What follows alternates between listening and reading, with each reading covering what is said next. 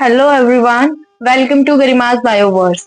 So our today's lecture of class 8 that is chapter number 7 particulate nature of matter.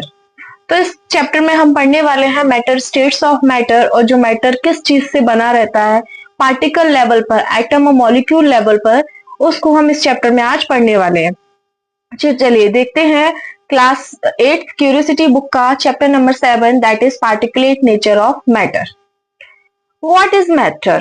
Everything that occupies space and has mass is called matter. Means ऐसी कोई भी चीज जो हमारे surroundings में है जिसमें कुछ मास हो और वो कुछ स्पेस को कवर करता हो उसको बोलते हैं हम मैटर। वो हमारे आसपास सारी चीजें हो सकती हैं, लिविंग नॉन लिविंग सारी चीजें, वो सब क्या है? मैटर है। जैसे कि वाटर,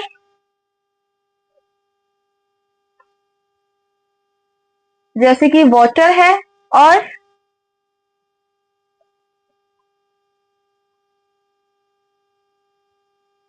एयर है, stones, would and milk. Matter can exist in different forms such as solid, liquid and gas. But even though these forms look different, scientists discovered they are all made up of tiny particles. Means अलग-अलग forms होते हैं, उनके अलग-अलग states होती हैं। Solid, it can be solid, it can be liquid and it can be gas.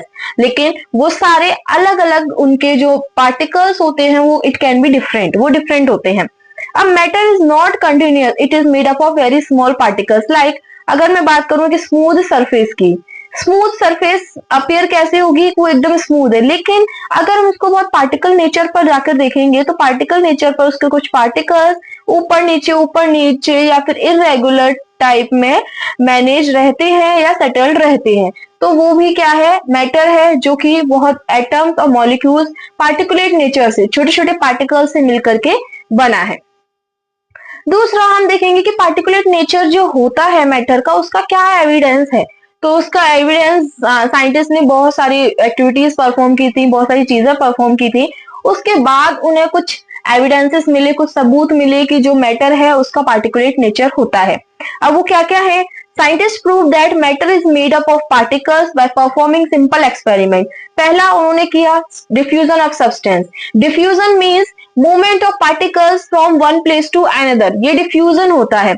इसमें जब तुम जैसे परफ्यूम की बोतल है उसको ओपन करते हो या फिर तुम अगरबत्ती जलाते हो तो वो क्या होता है? उसकी स्मेल पूरे आसपास फैल जाती है, हमारे सराउंडिंग्स में फैल जाती है। परफ्यूम अगर किस क्लास में एक बच्चे ने परफ्यूम लगाया होता है तो उसकी स्मेल पूरे क्लास में आती है, टीचर पहचान जाते हैं ना कि तुमने परफ्यूम लगाया या किसी ना किसी ने परफ्यूम लगाया है। तो वो उस जो परफ्यूम है उस पर्टिकुलर गैस का डिफ्यूजन जो उसका नेचर है उससे निकला हुआ है। अब ऐसा होता क्यों है? Why it has happened? Because tiny particles of the perfume mix with tiny particles of the air. This mixing due to random motion of particle is called diffusion. Like air क्या है? एयर एक ऐसा substance है जिसके पास एक gaseous form है, जिसके particles में खूब सारा स्पेस है, इंटर पार्टिकल स्पेस बहुत ज्यादा है। और अगर इंटर पार्टिकल हम बॉन्ड की बात करें या अट्रैक्शन की बात करें वो बहुत कम है। तो जब उसके पार्टिकल्स में स्पेस होगा, लाइक दैट मैं यहाँ पर बता रही हूँ, जैसे ये बॉक्स है, इसमें इंटर पार्टिकल स्पेस ये इतना ज्यादा है। अब इनके बीच में इतना सारा स्पेस है, यहाँ पर हर जगह स्पेस है, तो इस स्पेस में कोई दूसरी चीज आ सकती है क्या? दूसरी चीज डिफ्यूज आउट हो सकती है? बिल्कुल हो सकती है। तो इसी तरीके से जो टाइनी पार्टिकल है परफ्यूम के, उनके पास में आसपास बहुत सारा स्पेस है जहां पर एयर मिक्स हो गई है, या फिर हम कह सकते हैं कि एयर के पार्टिकल्स हैं वहां पर परफ्यूम के टाइनी पार्टिकल्स मिक्स हो गए हैं क्योंकि उस पर स्पेस है। तो इसीलिए डिफ्यूजन का प्रोसेस होता है और हमें थ्रू आउट द रूम और थ्रू आउट द एयर हमें परफ्यूम की या अगरबत्ती सेंस स्टिक की स्मेल आ जाती है। तो अब इस पूरे डिफ्यूजन ऑफ सब्सटेंस का कंक्लूजन क्या है कि matter is made up of small particles that move and mix on their own.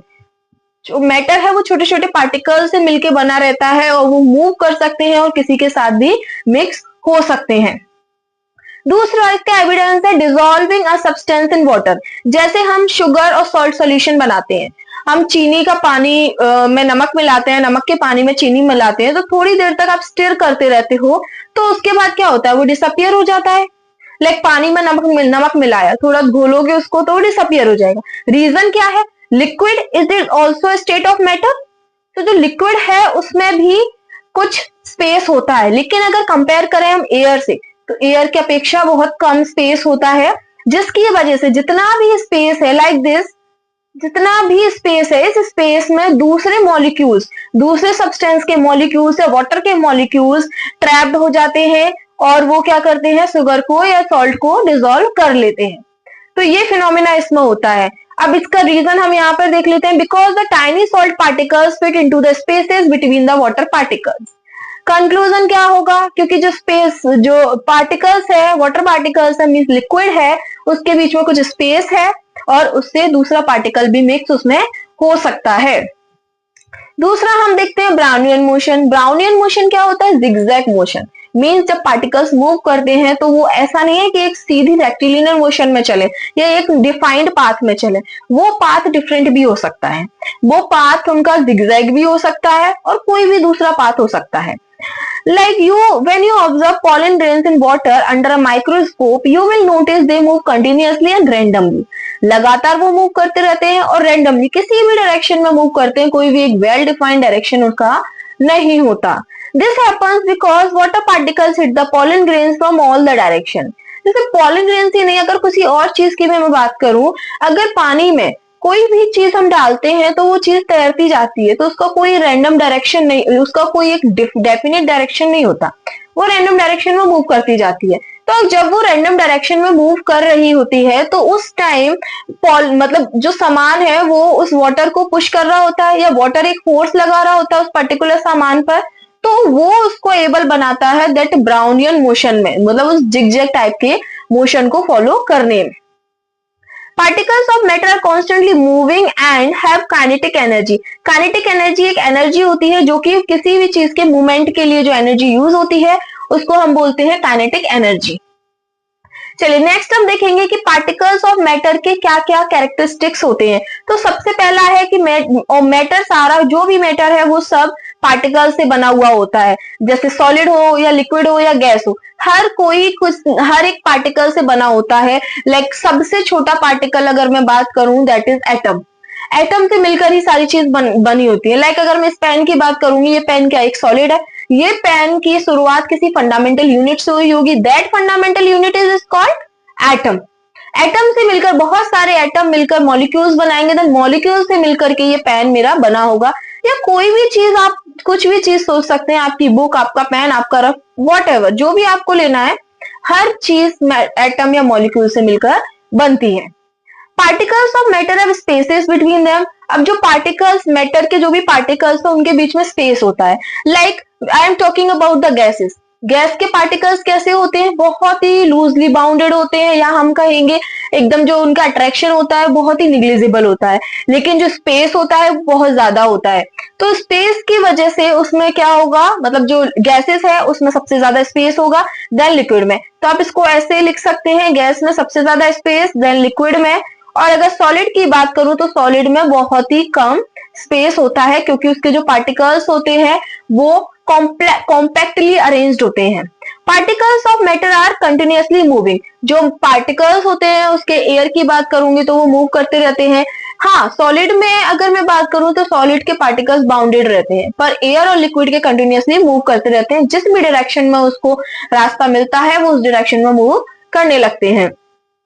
Particles of matter attract each other, yes it is also correct. जो फोर्स ऑफ अट्रैक्शन होता है, जो like बहुत सारे एटम्स मिले हुए हैं, उन एटम्स के बीच में एक दूसरे पर वो फोर्स लगाएंगे, एक दूसरे पर वो एक अट्रैक्टिव फोर्स लगाएंगे, जिससे क्या होगा कि सारे बाउंडेड फॉर्म में हो जाएंगे। अगर मैं फोर्स ऑफ अट्रैक्शन की बात करूं तो सबसे ज्यादा फोर्स ऑफ अट्रैक्शन हमारा सॉलिड में होता है, तो इसमें बिल्कुल अपोजिट हो जाएगा, सॉलिड में सबसे ज्यादा, देन लिक्विड में, देन गैसेस में। इस तरीके से हमारा फोर्स ऑफ अट्रैक्शन का पूरा एक रहता है, ठीक है।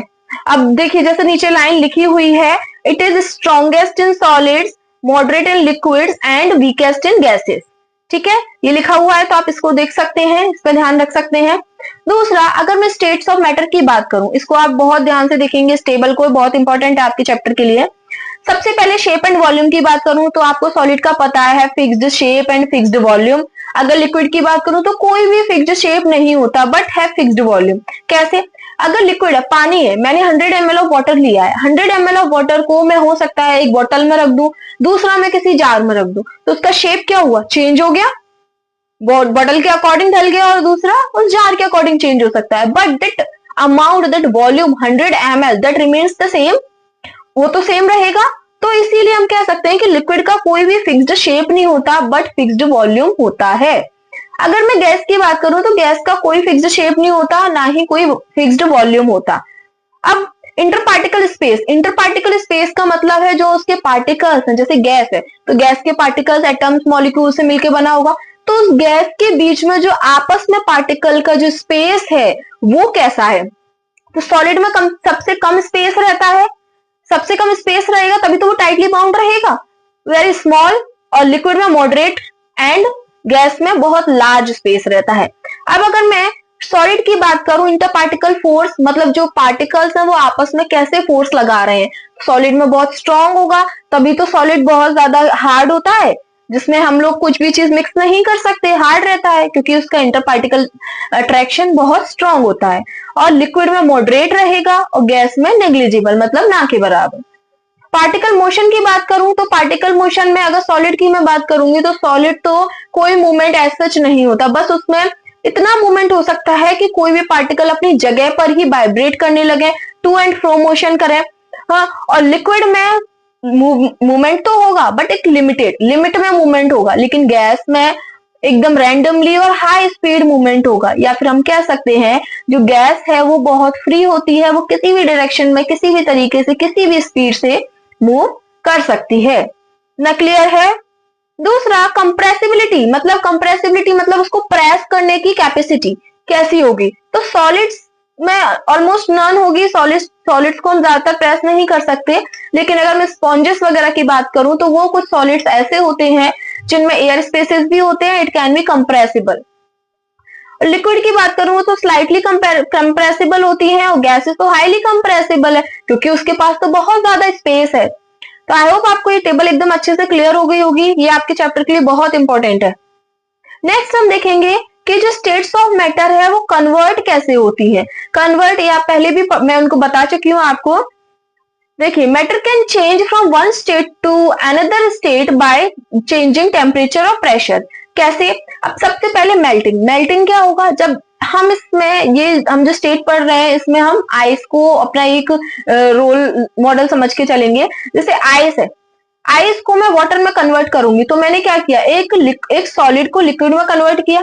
जब सॉलिड को लिक्विड में कन्वर्ट करते हैं तो इस प्रोसेस को बोला जाता है मेल्टिंग या fusion, solid to liquid. When a solid is heated, its particle gain energy, vibrate faster and overcome the strong force of attraction, becoming a liquid.